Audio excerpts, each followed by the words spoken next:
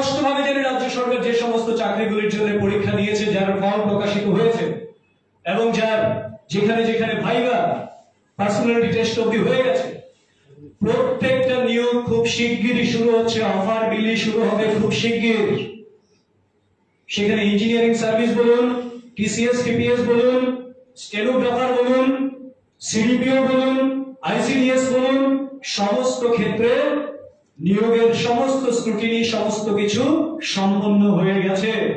কাজেই প্রত্যেকেই যারা যারা যোগ্য হিসেবে যারা কোয়ালিফাই করেছেন প্রত্যেকেই তারা চাকরি পাচ্ছেন। এবং শুধু তাই নয়, আপনাদেরকে বারবার একটা কথা বলে বিভ্রান্ত করে যে জেআরবিটি দিচ্ছে না, জেআরবিটি দিচ্ছে না।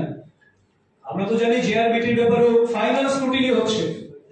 একটাই লক্ষ্য রাজ্য সরকারের, সম্পূর্ণ স্বচ্ছতার সঙ্গে সম্পূর্ণ বৈধতার সঙ্গে চাকরিগুলিকে সুনিশ্চিত করা। সেখানে একবারের জায়গায় কোনো ক্ষেত্রে যদি দুবার স্ক্রুটিনি করতে হয় সেইখানে কোনো সমস্যা নেই, কিন্তু কাউকে চাকরি দেওয়ার পর সেই চাকরি যাতে চ্যালেঞ্জ না হয়, সেই চাকরি যাতে চলে না যায় এবং তাদেরকে যাতে সেই জীবন যন্ত্রণা ভুগতে না হয় পরবর্তী যারা আমাদের যুবক যুবতী ভাই বোনেরা রয়েছেন, সেটাকে সুনিশ্চিত করেই রাজ্য সরকার চাকরির সমস্ত ব্যবস্থা করবেন। এটা নিশ্চিতভাবে ভারতীয় জনতা পার্টি বিশ্বাস করে এবং সেই লক্ষ্যেই রাজ্য কাজ করছে রাজ্য সরকার। রেগা নিয়ে অনেক কথা বলেছেন এবং প্রতিদিন একবার করে ঘুম থেকে উঠে তারা বলেন, আসলে আমরা যারা ধর্ম বিশ্বাস করি, আমরা তো নিজের ইষ্ট দেবতাকে প্রণাম করি সকালবেলা উঠে, তো তারা তো ধর্ম বিশ্বাস করেন না এবং তাদের যে কার্যকাল ছিল সেটা ছিল নাইরাজ্যের নৈরাজ্যের একটা কার্যকাল ছিল। তার জন্য তারা সকালবেলা উঠে আমরা যেমন ভগবানের নাম স্মরণ করি, তারা স্মরণ করেন নাই নাই নাই নাই নাই নাই নাই, কাজ নাই, হাত নাই, এই নাই, সে নাই। কোথায় নাই দেখেন? আসলে আপনাদের দৃষ্টি নাই, আপনাদের দৃষ্টিভঙ্গি নাই, আপনাদের কর্ম নাই, আপনাদের চিন্তা নাই, কাজে আপনারা শুধু নাই দেখেন। বলছেন রেগার কাজে শ্রমিকরা এখনো টাকা পাচ্ছে না, কাজ করে ফেলেছে। দায়িত্ব নিয়ে বলছে একটা জায়গায় দেখাতে পারবেন না যে কাজ করেছে কোন শ্রমিক টাকা পায়নি। প্রত্যেকে তাদের মজুরি পাচ্ছে, কিন্তু আপনাদের সময় যেটা হতো আপনারা বলতে পারতেন লালবাড়িতে বসে যে রেগার টাকা পাচ্ছে কিনা, কারণ যেদিন পেমেন্ট হতো সেদিন কোন এক কমরেড গিয়ে ব্যাংকের মধ্যে পায়ের উপর পা তুলে বলতেন যে পার্টির জন্য 50 টাকা দিয়ে যেতে হবে, দাদা বলেছে। এটা হচ্ছে শ্রমিকের পয়সা লুণ্ঠন। সেই লুণ্ঠন ব্যবস্থাটাকে তো বন্ধ করে দিয়েছে, এখন সরাসরি ডিবিটির মাধ্যমে টাকা চলে যায়। তার জন্য সেই প্রসেসিং এ যদি দেরি হয় কোথাও সেইটা হতে পারে, কিন্তু প্রত্যেকে টাকা পাচ্ছেন, নিয়মিতভাবে টাকা পাচ্ছেন। এটা একটা বিষয়। বলছেন কি কাজের কথা বলছেন, রেগার কাজ কমে গেছে। রেগাতে এখনো ত্রিপুরা গোটা দেশের মধ্যে সন্তোষজনক একটা কাজের জায়গাতে, কাজের সাফল্যের জায়গাতে রয়েছে। কিছুদিন আগেও, কয়েক মাস আগেও রেগাতে ত্রিপুরা পুরস্কৃত হয়েছেন এবং 2024-25 অর্থবর্ষের জন্য এখনো পর্যন্ত আমাদের কাছে যতটা খবর রয়েছে 3 কোটি ম্যান্ডেজ এখনো পর্যন্ত অলরেডি ত্রিপুরার জন্য বরাদ্দ রয়েছে। আরো ম্যান্ডেজ বাড়বে, কমবে না এবং নিয়মিতভাবে তার পেমেন্ট হচ্ছে।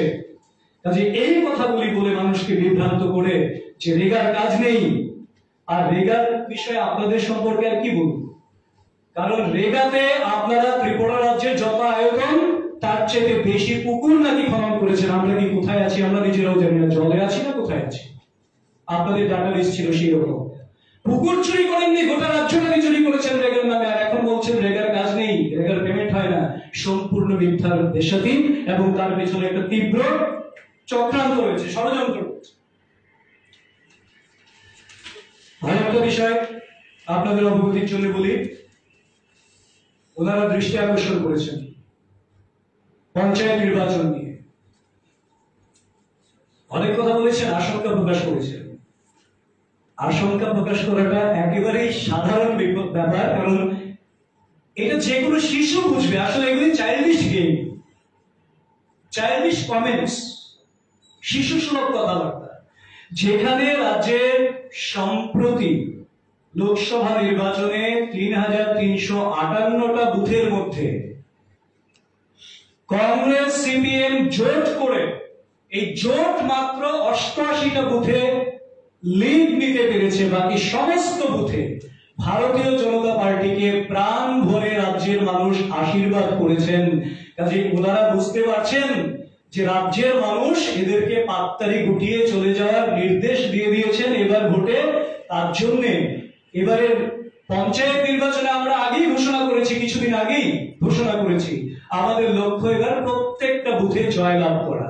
স্বাভাবিকভাবেই মানুষ যারা এখনো বিভ্রান্ত হচ্ছেন তাদের সঙ্গে জনসংযোগ করে তাদের সঙ্গে কথাবার্তা বলে আমরা আমাদের সাংগঠনিক শক্তির মাধ্যমে তাদেরকে আমাদের সঙ্গে এবং আমাদের সরকারের কাজ করবে যাতে সমর্থনে থাকে, সেই জন্য আমরা প্রয়াস রাখবো। সবকটা বুথ জয় করা আমাদের লক্ষ্য থাকবে। তার জন্য তীব্র নৈরাশ্য, হতাশা এবং তাদের আগাম ভরাডুবির আঁচড়ে তারা প্রলাপ বকতে শুরু করে দিয়েছেন। আসলে এই সমস্ত করে তারা কি বার্তা দিতে চাইছে? একদিকে যখন গোটা রাজ্য উন্নয়নের নতুন ধারায় প্রবাহিত হচ্ছে, যেখানে রাজ্য সরকার চাইছে আগরতলা থেকে ত্রিপুরার যে কোনো প্রান্তে এইমস, সরাসরি এইমস হাসপাতাল রাজ্য সরকার স্থাপন করার জন্য সর্বাত্মক উদ্যোগ গ্রহণ করেছে। আইআইটি, আইআইএম স্থাপন করার জন্য রাজ্য সরকার সর্বতভাবে উদ্যোগ গ্রহণ করছে। এবং আমাদের কাছে যতটা খবর রয়েছে, নর্থ এবং গৌমতীতে কেন্দ্রীয় বিদ্যালয় হচ্ছে নতুন, দুটি কেন্দ্রীয় বিদ্যালয় খুব শিগগিরই ত্রিপুরা রাজ্যের জন্য আসতে শুরু করেছে।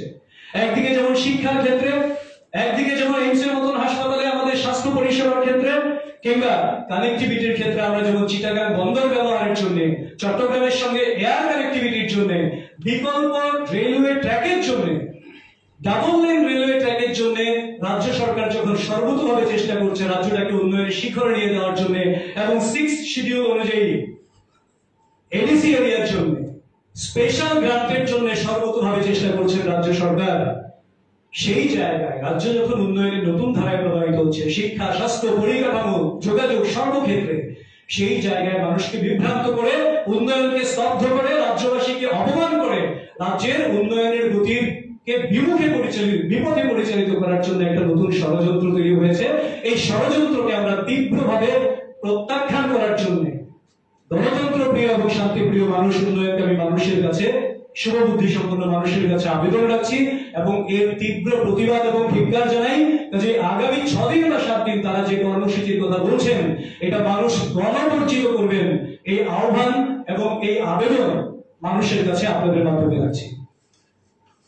সবাইকে ধন্যবাদ। আপনাদের যদি কিছু বলার